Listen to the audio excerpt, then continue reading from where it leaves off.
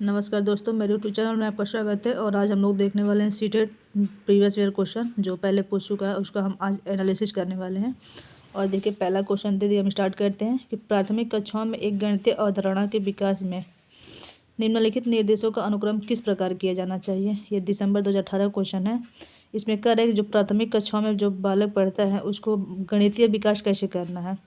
यहाँ पे 4 ऑप्शन दिया गया है। पहला है चित्र बनाना, दूसरा ऑप्शन है प्रतीकात्मक प्रतिनिधित्व का उपयोग करना, तीसरा ऑप्शन है अनुभव प्रदान करना और चौथा ऑप्शन है भाषा के माध्यम से समझाना। तो प्राथमिक विद्यालय का बच्चा है, प्राथमिक स्तर का बच्चा है, तो उसको गणितीय विकास कैसे करना है। तो सबसे पहले बच्चे में हम अनुभव प्रदान करेंगे। उसके बाद बच्चों में जो भाषा होता है, भाषा के माध्यम से उसको समझाएंगे। तब जा कर के बच्चों को चित्र दिखाएंगे। उसके बाद प्रतीकात्मक प्रतिनिधित्व का उपयोग करेंगे। तो इसका करेक्ट आंसर जाएगा 2 के साथ, 3, 4, 1, 2। अगला क्वेश्चन है, रोमन अंकों का उपयोग आमतौर पर हिंदू अरबी अंकों जैसी संख्याओं के लेखन में क्यों नहीं किया जाता। ये दिसंबर 2018 में पूछा गया क्वेश्चन है।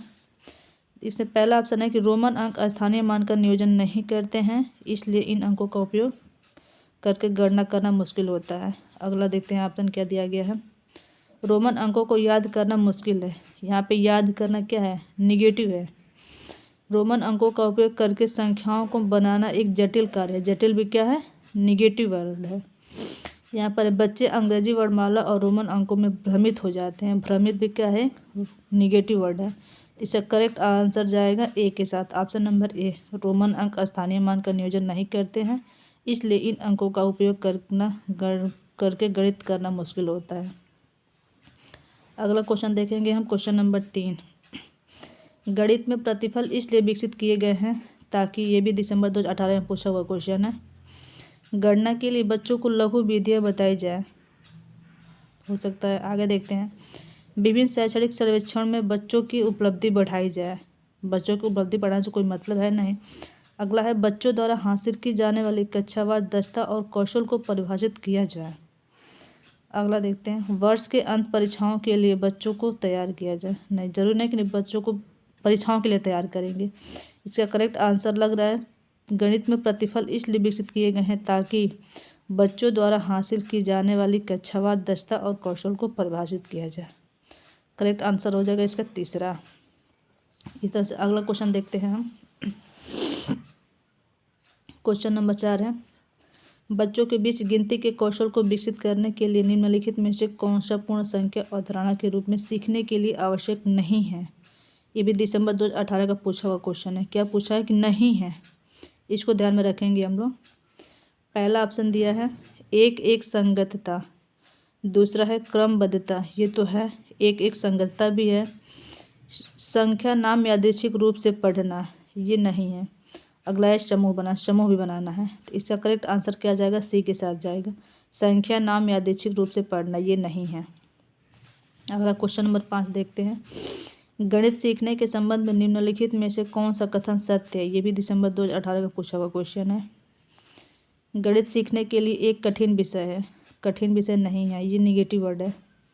आमतौर पर लड़कियां गणित में कमज़ोर होती हैं, ये जरूरी नहीं कि नहीं लड़कियां कमज़ोर होती हैं, ये भी गलत होगा। हर कोई गणित सीख सकता है, ये करेक्ट आंसर है। आगे भी देख सकते हैं, गणित केवल कठोर अभ्यास से ही सीखा जाता है। केवल क्या है, निगेटिव वर्ड है। तो यहाँ पे करेक्ट आंसर जाएगा सी के साथ, हर कोई गणित सीख सकता है, इसका ये करेक्ट आंसर होगा। क्वेश्चन नंबर 6 दिया है, संख्याओं के संदर्भ में प्राथमिक कक्षा के बच्चे अर्थात वे बच्चे जिनका आयु वर्ग 8 से 9 वर्ष है, निम्नलिखित में से किस समुच्चय में प्रवीण है। ये सितंबर 2016 में पूछा हुआ क्वेश्चन है। पहला है वर्गीकरण, प्रतिवर्तता, आनुपातिक विवेचन। अगला है, इसको क्रम में लगाना, कौन सा क्रम सही है, पंक्तिबद्धता, प्रतिवर्तता, आनुपातिक विवेचन। तीसरा ऑप्शन है पंक्तिबद्धता, वर्गीकरण, आनुपातिक विवेचन। और चौथा ऑप्शन है पंक्तिबद्धता, वर्गीकरण और प्रतिवर्तता। इसका करेक्ट आंसर जाएगा डी के साथ, पंक्तिबद्धता, वर्गीकरण और प्रतिवर्तता। अगला क्वेश्चन देखते हैं 7 नंबर, आकृतियों के निम्नलिखित वस्तुओं में से किसका प्राथमिक स्तर से कोई संबंध नहीं है। ये सितंबर 2016 में पूछा हुआ क्वेश्चन है। प्रतिरूप, ये तो संबंधित है, इससे संबंध है प्राथमिक रूप स्तर पर। कोण कोण कोई संबंध नहीं, कोण से कोई संबंध नहीं है प्राथमिक स्तर पर बच्चों से। सम्मिति हैं और चौपड़ भी है। प्राथमिक स्तर में प्रतिरूप है, सम्मिति है, चौपड़ है, लेकिन कोण नहीं है। इसका करेक्ट आंसर कौन होगा? Question number option number B, ये करेक्ट आंसर हो जाए। इस तरह से अगला क्वेश्चन हम देखते हैं।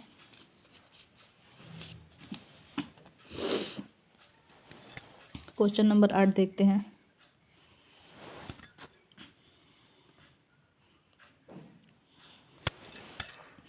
राष्ट्रीय पाठ्यचर्या की रूपरेखा एनसीएफ 2005 के अनुसार प्राथमिक स्तर पर गणित शिक्षण का उद्देश्य निम्नलिखित में से कौन सा नहीं है? सितंबर 2016 में पूछा हुआ क्वेश्चन है। गणित में उच्चतर और अमूर्त पढ़ाई की तैयारी करना। गणित कभी उच्च स्तर और अमूर्त पढ़ाई की तैयारी नहीं करता है। और पूछा क्या है? नहीं है। आगे भी देख लेते हैं। ऑप्शन नंबर बी, गणित को बच्चों की जिंदगी के अनुभव का भाग बनाना चाहिए, सही है। समस्या समाधान और समस्या प्रस्तुत करने के कौशल को प्रोत्साहित करना चाहिए, ये भी सही है। तर्क संगत विचारों को प्रोत्साहित करना चाहिए, ये भी सही है। कौन नहीं है? तो उच्चतर और अमूर्त पढ़ाई की तैयारी करना, ये गलत होगा। और नहीं का भाई क्या हो जाएगा? नहीं। ऑप्शन नंबर एक गलत हो जाएगा। अगला क्वेश्चन नंबर 9 देखते हैं। गणित से भयभीत होने और उसमें असफल होने के लिए निम्नलिखित में से किसी एक कारण नहीं माना जा सकता है। क्या पूछा है? ऑप्शन में नहीं। और ये सितंबर 2016 में पूछा हुआ क्वेश्चन है। कक्षा कक्ष के अनुभव को, ये तो है। प्रतीकात्मक संकेत, ये भी माना जाएगा। गणित की संरचना, ये भी माना जाएगा। लेकिन लैंगिक भेद भयभीत नहीं करता है। लैंगिक भेद से इसमें कोई मतलब नहीं। इसका करेक्ट आंसर होगा ऑप्शन नंबर डी। क्वेश्चन 10 देखते हैं। गणित में त्रुटियों की एक महत्वपूर्ण भूमिका है, यह कथन है। फरवरी 2016 में पूछा हुआ क्वेश्चन है। गलत है, क्योंकि गणित में त्रुटियों का कोई स्थान नहीं है। गणित का त्रुटियों में स्थान है। गलत है, क्योंकि त्रुटियां लापरवाही दर्शाती, ये भी नहीं होगा। और क्या पूछा कि भूमिका है पूछा है। सही है, क्योंकि ये बोध कराती है कि बच्चे गणित की अवधारणा को किस प्रकार रचना करते हैं। ये करेक्ट आंसर यही लग रहा है। अगला भी देख लेते हैं। सही है, क्योंकि ये विद्यार्थियों को उनके प्राप्तांकों के विषय में फीडबैक देती है। प्राथमिक लेवल पर फीडबैक से कोई प्राप्तांक से कोई मतलब नहीं है। इसका करेक्ट आंसर हो जाएगा ऑप्शन नंबर सी। सही है, क्योंकि ये बोध कराती है कि बच्चे गणित की अवधारणा को किस प्रकार रचना करते हैं, मतलब बच्चे कहाँ तक सीखे हैं। करेक्ट आंसर इसका सी के साथ जाएगा। अगला देखते हैं क्वेश्चन 11। गणितीय संचारण उल्लेख करता है, ये फरवरी 2016 में पूछा हुआ क्वेश्चन है। गणितीय विचारों को समाहित और संगठित करने की दक्षता, ये सही लग रहा है। आगे भी देखते हैं। समस्याओं को सुलझाने की क्षमता, नहीं, प्राथमिक लेवल बच्चा ये नहीं कर पाता है। गणित प्रश्नोत्तरी में भाग लेने का कौशल तो होगा नहीं। गणित के कच्चा कच में बोलने की दक्षता, ये भी नहीं होगा। इससे पूछा गणितीय संरचना संचारण उल्लेख करता है। इसका करेक्ट आंसर जाएगा ऑप्शन नंबर ए के साथ। गणितीय विचारों को समाहित और संगठित करने की दक्षता, इसका करेक्ट आंसर यही होगा option number A. Question number 12 देखते हैं। राष्ट्रीय पाठ्यचर्या रूपरेखा एनसीएफ 2005 के अनुसार प्राथमिक विद्यालयों में गणित पढ़ाने का मुख्य उद्देश्य निम्नलिखित में से कौन सा नहीं है? नहीं पूछा है। ये फरवरी 2016 में पूछा हुआ क्वेश्चन है। इसका ऑप्शन देखते हैं। पहला ऑप्शन है बच्चों की सोच विचार की प्रक्रिया को गणितीय रूप देना, ये सही है, हो सकता है। लेकिन पूछा क्या है? नहीं है। बच्चों के संदर्भ में गणित का वर्णन करना, ये भी सही है। समस्या समाधान के कौशल को बढ़ाना, ये भी सही है। लेकिन गणित में उच्चतर पढ़ाई की तैयारी करना, गणित में कभी प्राथमिक लेवल पर उच्चतर कहीं भी आ जाए तो इसको निगेटिव मानेंगे। क्या है? उच्चतर पढ़ाई की तैयारी करना, ये निगेटिव आ जाएगा। तो ये आंसर क्या हो जाएगा? ऑप्शन नंबर डी गलत हो जाएगा, क्योंकि क्या पूछा है यहाँ पर? नहीं है। तो ऑप्शन नंबर हो जाएगा डी। प्राथमिक स्तर पर गणित की पाठ्यपुस्तक की सबसे अधिक महत्वपूर्ण विशेषता निम्नलिखित में से कौन सी है? ये फरवरी 2016 में पूछा हुआ क्वेश्चन है। ऑप्शन नंबर ए है संकल्पनाओं का उच्चतर कक्षाओं में संबंध जोड़ा जाना चाहिए। क्या पूछा है? सही पूछा है, तो ये नहीं होगा।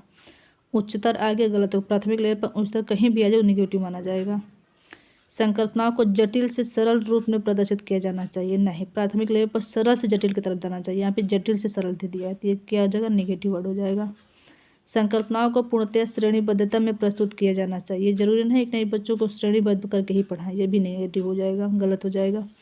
ऑप्शन नंबर डी देखते हैं, संख्याओं को मूर्त से अमूर्त रूप में प्रस्तुत किया जाना चाहिए। ये करेक्ट आंसर है कि प्राथमिक लेवल का बच्चा है तो उसको किसी भी चीज़ों से पहले उसको मूर्त वस्तु को दिखाएंगे, तब जाकर उसको अमूर्त की तरफ लेकर जाएंगे। इसका करेक्ट आंसर डी के साथ चला जाएगा। संकल्पनाओं को मूर्त से अमूर्त के रूप में प्रस्तुत किया जाना चाहिए। अगला देखते हैं, कक्षा 1 और 2 के गणित शिक्षण और अधिगम के लिए निम्नलिखित में से कौन सा सही है। ये फरवरी 2016 में पूछा हुआ क्वेश्चन है। अभ्यास के लिए बहुत अधिक अवसर उपलब्ध कराए जाने चाहिए। ऑप्शन नंबर 2 है, कक्षा 1 और 2 में केवल गणित और मौखिक प्रश्नों को कराया जाना चाहिए, केवल निगेटिव है। यहाँ से अवसर, अभ्यास के लिए बहुत अधिक अवसर उपलब्ध कराए जाने चाहिए, अवसर से तो बच्चा सीखेगा नहीं। ऑप्शन नंबर सी है, गणित का अन्य विषय जैसे कि भाषा, कला इत्यादि में समाकलन किया जाना चाहिए, ये सही है। कक्षा 1 और 2 में गणित नहीं पढ़ाया जाना चाहिए, निगेटिव है। इसका करेक्ट आंसर जाएगा सी के साथ, कि गणित का अन्य विषयों जैसे कि भाषा, कला इत्यादि में समाकलन किया जाना चाहिए, सही होगा। अगला देते हैं क्वेश्चन नंबर 15। चौथी कक्षा के विद्यार्थियों के लिए अधिगम उद्देश्य दिया गया है। विद्यार्थियों दशमलव वाली दो संख्याओं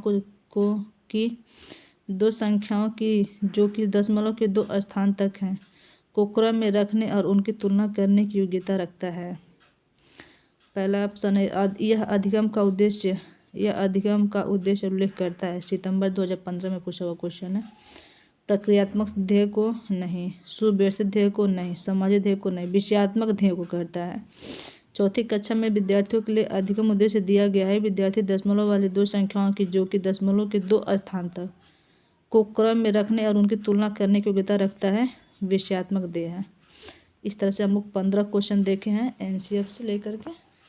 ये 15 क्वेश्चन है। फिर अगले वीडियो में हम इससे अगला क्वेश्चन कराएंगे। थैंक यू, धन्यवाद।